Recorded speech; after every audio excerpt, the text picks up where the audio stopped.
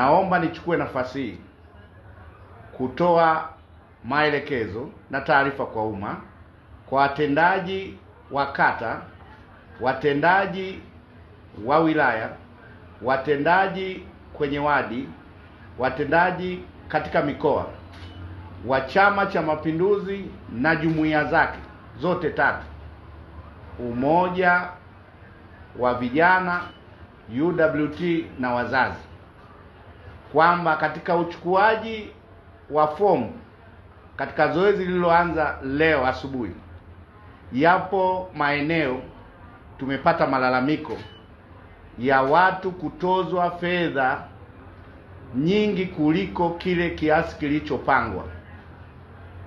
Wote tunatambua kwamba kwa nafasi ya udiwani kiasi cha kuchangia kuchukua fomu ni shilingi 50,000, na kwa nafasi ya ubunge, iwe wa jimbo iwe viti maalum, ni shilingi 500,000.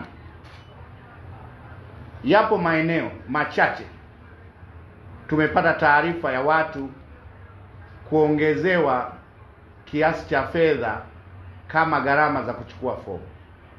Naomba niseme yafuatayo. Chama cha Mapinduzi kimeweka utaratibu wa kiasi cha shilingi 50,000 kuchukua fomu ya udiwani, wa kiasi cha shilingi 500,000 kwa kuchukua fomu ya ubunge. Ni matarajio yetu kiasi hiki kisiongezwe na mtendaji yoyote wa chama wa ngazi yoyote na jumuiya za chama anayehusika na utoaji wa fomu, kuwalazimisha watu kutoa kiwango tofauti na kile kilichoidhinishwa na vikao vya chama. Natoa taarifa hii, kama kuna mwanachama alienda akachukua fomu badala ya kulipa shilingi 50,000 kwa nafasi ya udiwani akaongezewa kiasi cha fedha tofauti na 50,000, la kwanza, mwanachama huyo arejeshewe fedha yake mara moja.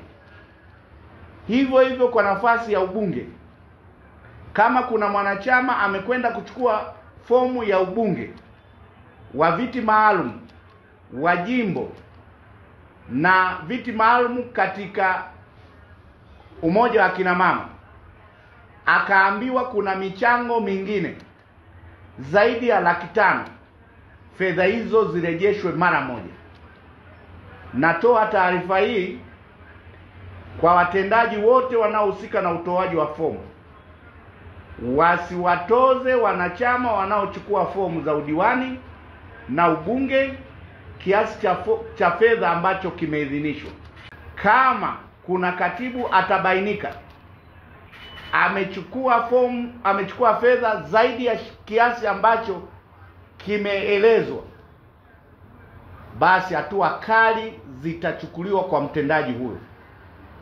Hii ni kwa watendaji wote wa chama na jumuiya zote za chama. Msichukue fedha zaidi ya kiasi kilichoidhinishwa kwa kisingizio cha michango. Huu ni mchakato wa awali.